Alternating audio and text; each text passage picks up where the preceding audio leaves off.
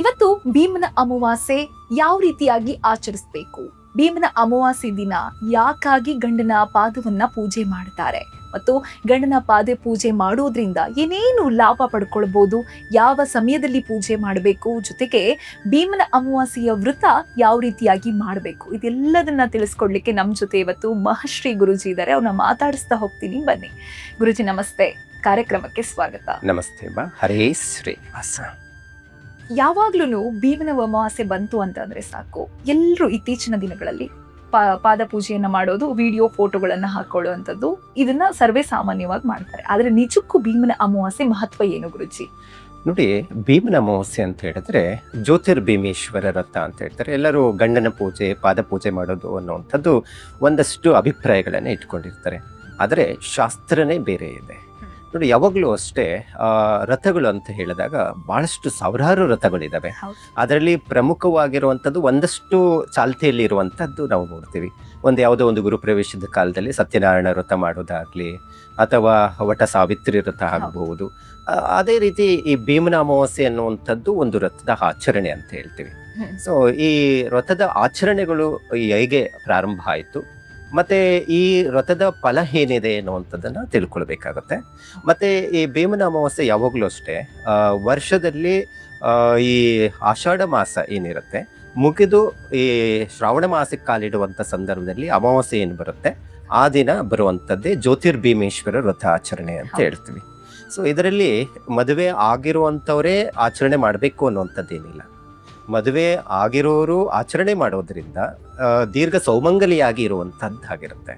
ಮದುವೆ ಆಗದಿರುವಂಥವ್ರಿಗೆ ಭೀಮನಂತಹ ಒಂದು ಗಂಡ ಸಿಗಲಿ, ಒಳ್ಳೆಯ ಸದ್ಗುಣವಾದಂತಹ ವರ ಪ್ರಾಪ್ತಿ ಆಗಲಿ ಅನ್ನುವಂಥದ್ದು ಉದ್ದೇಶದಿಂದ ಆಚರಣೆ ಮಾಡುವಂಥದ್ದು ಒಂದು ಸಂಪ್ರದಾಯ ಇದೆ. ಮತ್ತು ಅದರ ಜೊತೆಗೆ ಇನ್ನೊಂದು ಏನಪ್ಪ ಅಂತ ಹೇಳಿದ್ರೆ, ಈ ಮದುವೆ ಆಗಿರುವಂತಹ ಹೆಣ್ಣು ಮಗು ತನ್ನ ಕುಟುಂಬದಲ್ಲಿ ಅಂದರೆ ಅಣ್ಣ ಆಗ್ಬೋದು, ತಮ್ಮ ಆಗ್ಬೋದು, ಅವರಿಗೂ ಅಭಿವೃದ್ಧಿ ಆಗಲಿ ಅಂತೇಳಿ ಭಂಡಾರ ಅಂತೇಳಿ ಒಡೆಯುವಂಥ ಸಂಪ್ರದಾಯಗಳನ್ನು ನಾವು ನೋಡ್ತಾ ಇದ್ದೀವಿ. ಸೊ ಹಾಗಾಗಿ ಇಲ್ಲಿ ಒಂದು ಪದ್ಧತಿಗಳನ್ನು ನಾವು ನೋಡಬಹುದು. ಒಂದಷ್ಟು ಅಭಿವೃದ್ಧಿ ವಿಚಾರದಲ್ಲಿನೂ ಈ ವ್ರತದ ಆಚರಣೆಗಳನ್ನು ನಾವು ನೋಡಬಹುದು. ನಮ್ಮ ಹಿಂದೂ ಸಂಪ್ರದಾಯ ಅಂತ ಹೇಳಿದ್ರೇ ವಿಭಿನ್ನವಾದಂಥದ್ದು, ತನ್ನದೇ ಆಧಾರದ ರೀತಿಯಲ್ಲಿ ಒಂದಷ್ಟು ಫಲಗಳನ್ನು ಕೊಡುವಂಥದ್ದಿರುತ್ತೆ. ಹಾಗಾಗಿ ಈ ಭೀಮನ ಅಮಾವಾಸ್ಯೆ ದಿನ ಯಾರು ಶ್ರದ್ಧಾ ಭಕ್ತಿಯಿಂದ ಆಚರಣೆ ಮಾಡ್ತಾರೋ ಅವರಿಗೆ ದೀರ್ಘ ಸೌಮಂಗಲಿಯಾಗಿ ಇರ್ತಾರೆ, ಮತ್ತೆ ಕುಟುಂಬದಲ್ಲಿ ಅಭಿವೃದ್ಧಿ ಆಗುತ್ತೆ, ಸನ್ಮಂಗಳ ಪ್ರಾಪ್ತಿ ಆಗುತ್ತೆ ಅನ್ನುವಂಥದ್ದನ್ನ ಇಲ್ಲಿ ತಿಳ್ಕೊಳ್ಳೋದಕ್ಕೆ ಸಾಧ್ಯ ಆಗುತ್ತೆ. ಗುರುಜಿ, ಆಷಾಢ ಮುಗಿದ ತಕ್ಷಣ ಮೊದಲು ಬರುವಂತಹ ಏನು ಹಬ್ಬ ಅಂತಂದ್ರೆ ಅದು ಭೀಮನ ಅಮಾವಾಸ್ಯೆ. ಇನ್ನು ಈ ಅಮಾವಾಸ್ಯೆಗೆ ಯಾಕಾಗಿ ಭೀಮ ಅನ್ನುವಂತ ಹೆಸರೇ ಬಂತು? ಇದರಲ್ಲಿ ಏನಾದ್ರೂ ಪುರಾಣಗಳಲ್ಲಿ ಏನಾದ್ರೂ ಉಲ್ಲೇಖ ಇದೆಯಾ ಅಥವಾ ಶಾಸ್ತ್ರ ಏನಾದ್ರೂ ಇದೆಯಾ ಗುರುಜಿ? ನೋಡಿ, ಕೆಲವೊಂದು ಪುರಾಣಗಳಲ್ಲಿ ಹೋದಾಗ ಒಬ್ಬ ರಾಜ ಇಲ್ಲೆಲ್ಲ ಕೆಲವೊಂದೆಲ್ಲ ಯಾವುದೇ ಒಂದು ವ್ರತದ ಆಚರಣೆ ಬಂದ್ರೆ ಅದರಲ್ಲಿ ಹಿನ್ನೆಲೆಯನ್ನ ನಾವು ನೋಡುವಂಥದ್ದು ಇಲ್ಲಿ ಗಮನಿಸಬಹುದು. ಅದೇ ರೀತಿ ಭೀಮನ ಅಮಾವಾಸ್ಯೆಯಲ್ಲಿನೂ ಹಾಗೇನೆ ನಾವು ನೋಡುವಂಥದ್ದು ಇರುತ್ತೆ. ಒಂದು ರಾಜನ ಮಗ ಅಲ್ಪ ಆಯುಷ್ಯ ಆಗಿರ್ತಾನೆ. ಆತನಿಗೆ ಎಲ್ಲಿ ಅಲ್ಪ ಆಯುಷ್ಯ ಆದಂತಹ ರಾಜ ಮಗ ತೀರೋದಾಗ ಅವನಿಗೆ ಬಹಳ ಆಸೆಗಳಿತ್ತು. ನನ್ನ ಮಗನಿಗೆ ಮದುವೆ ಮಾಡಬೇಕು, ವಂಶ ವೃದ್ಧಿ ಆಗಬೇಕು ಅನ್ನುವಂಥದ್ದು. ಆಗ ಆತ ಮಗ ಅಲ್ಪ ಆಯುಷ್ಯ ಆಗಿ ತೀರೋದ ನಂತರ ಆತ ಒಂದು ಉದ್ದೇಶ ಇಟ್ಕೊಂಡು ಮದುವೆ ಮಾಡಲೇಬೇಕು ಅವನು ತೀರೋದ್ರೇನು ಅಂತೇಳಿ ಯಾರನ್ನೋ ಬ್ರಾಹ್ಮಣನ ಕರೆಸಿ ಒಬ್ಬ ಇಷ್ಟವಾದಂಥದ್ದು ಮದುವೆಯನ್ನು ಸಹ ಮಾಡಿಬಿಡ್ತಾರೆ. ಯಾರೋ ಕಷ್ಟದಲ್ಲಿದ್ದಂಥ ಬ್ರಾಹ್ಮಣ ಪುತ್ರಿಯನ್ನು ಕರೆದು ಮದುವೆಯನ್ನು ಮಾಡ್ತಾರೆ. ಆದರೆ ಆಕೆ ಶಾಸ್ತ್ರವನ್ನೆಲ್ಲ ತಿಳಿದಂತಹ ಆಕೆ ಆಗಿರ್ತಾಳೆ. ಮದುವೆ ಏನು ಸತ್ತು ಹೋಗಿರುವಂತಹ ಮಗನ ಜೊತೆ ಮದುವೆ ಆದ್ರೂ ಸಹ ಅವತ್ತು ಅಮಾವಾಸ್ಯೆ ತಿಥಿ ಆಗಿರೋದ್ರಿಂದ ಆ ತಾಯಿ ಆಚರಣೆ ಏನು ಮಾಡ್ತಾ ಇದ್ರು ಅದೇ ರೀತಿ ಆಚರಣೆ ಮಾಡಿ ಈ ಯಮನನ್ನೇ ಒಲಿಸಿಕೊಂಡು ಜೀವವನ್ನ ಪಡ್ಕೊಂಡ್ಲು ಅಂತ ಹೇಳ್ತಾರೆ, ಯಾರಿಗೆ ಗಂಡನ ಜೀವನ. ಸೊ ಹಾಗಾಗಿ ನಂತರ ಆಕೆ ಬದುಕಿಸ್ಕೊಂಡಾಗ ಅದಕ್ಕೆ ಭೀಮನಂತೆ ಶಕ್ತಿಯನ್ನ ಕೊಡ್ಲಿ, ಸೌಮಂಗಲ್ಯವನ್ನ ಕೊಡ್ಲಿ ಅನ್ನುವಂಥದ್ದು ಒಂದಷ್ಟು ಪುರಾಣಗಳಲ್ಲಿ ನಾವು ಇಲ್ಲಿ ಕಾಣಲಿಕ್ಕೆ ಸಾಧ್ಯ ಆಗುತ್ತೆ. ಖಂಡಿತ.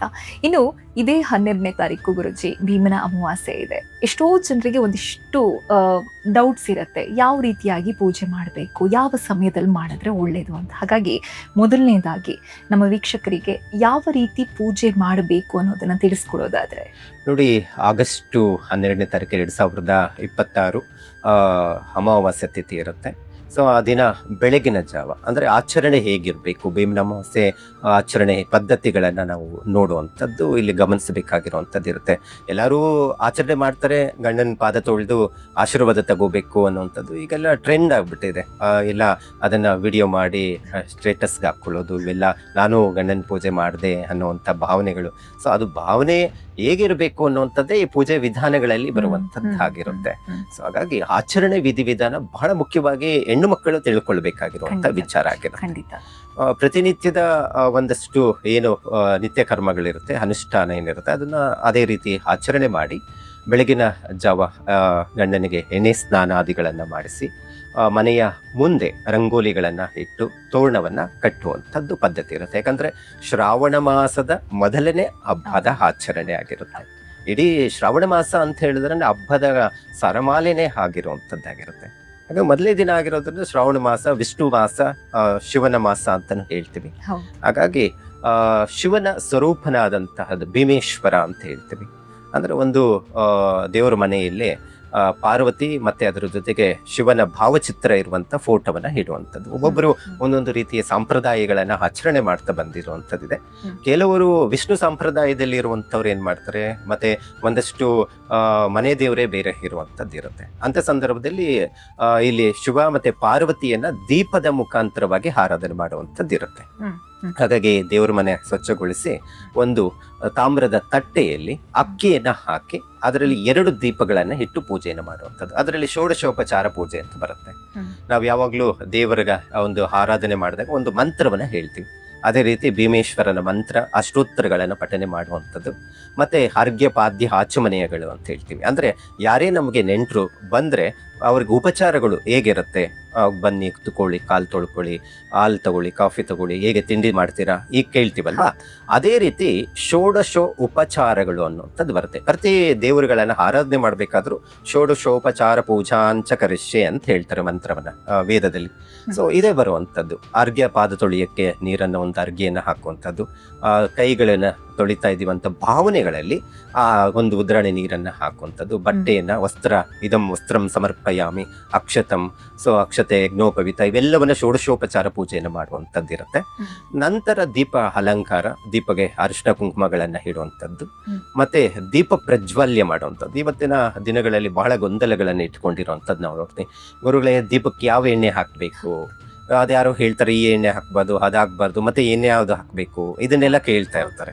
ಹಾಗಾಗಿ ದೀಪಕ್ಕೆ ಎಣ್ಣೆಯನ್ನು ಹಾಕ್ಬೇಕಾದ್ರೆ ಬಹಳ ಶ್ರೇಷ್ಠವಾದಂತಹದ್ದು ಅಂದ್ರೆ ತುಪ್ಪ, ಇಲ್ಲ ಅಂತ ಹೇಳಿದ್ರೆ ಕೊಬ್ಬರಿ ಎಣ್ಣೆ. ಅದಕ್ಕೆ ನಾವು ಕಲ್ಪವೃಕ್ಷ ಕಾಮಧೇನು ಅಂತ ಹೇಳ್ತೀವಿ. ಹಾಗಾಗಿ ಕಾಮಧೇನದಲ್ಲಿ ಬರುವಂತಹದ್ದೇ ಹಾಲು ಮತ್ತೆ ಮೊಸರಾಗಿ ತುಪ್ಪದಲ್ಲಿ ನಾವು ಬೆಣ್ಣೆ ಮುಖಾಂತರವಾಗಿ ತೆಗಿತೀವಿ.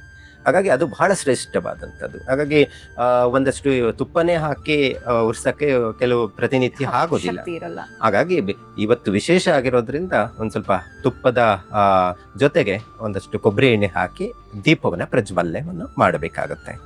ಮತ್ತೆ ಅದರ ಜೊತೆಗೆ ದೀಪವನ್ನ ಹಚ್ಚುವಾಗೂ ಅಷ್ಟೇ ಶಿವನ ಆರಾಧನೆ, ಪಾರ್ವತಿಯ ದೇವಿಯನ್ನ ಪ್ರಾರ್ಥನೆ ಮಾಡಿಕೊಂಡು ಹಚ್ಚುವಂಥದ್ದು ಪದ್ಧತಿ ಇರುತ್ತೆ. ದೀಪಕ್ಕೆ 2 ಬತ್ತಿಯನ್ನ ಹಾಕಬೇಕು. ಇಲ್ಲಿ ಪ್ರಮುಖವಾಗಿರುವಂತದ್ದು ಗೆಜ್ಜೆ ವಸ್ತ್ರ ಮತ್ತೆ ಕಂಕಣದ ಧಾರಣೆ ಮಾಡುವಂಥದ್ದು ಇಲ್ಲಿ ಇರುವಂತದ್ದು. ಪೂಜೆಯಲ್ಲಿ 9 ಗಂಟುಗಳನ್ನ ಹಾಕಬೇಕು.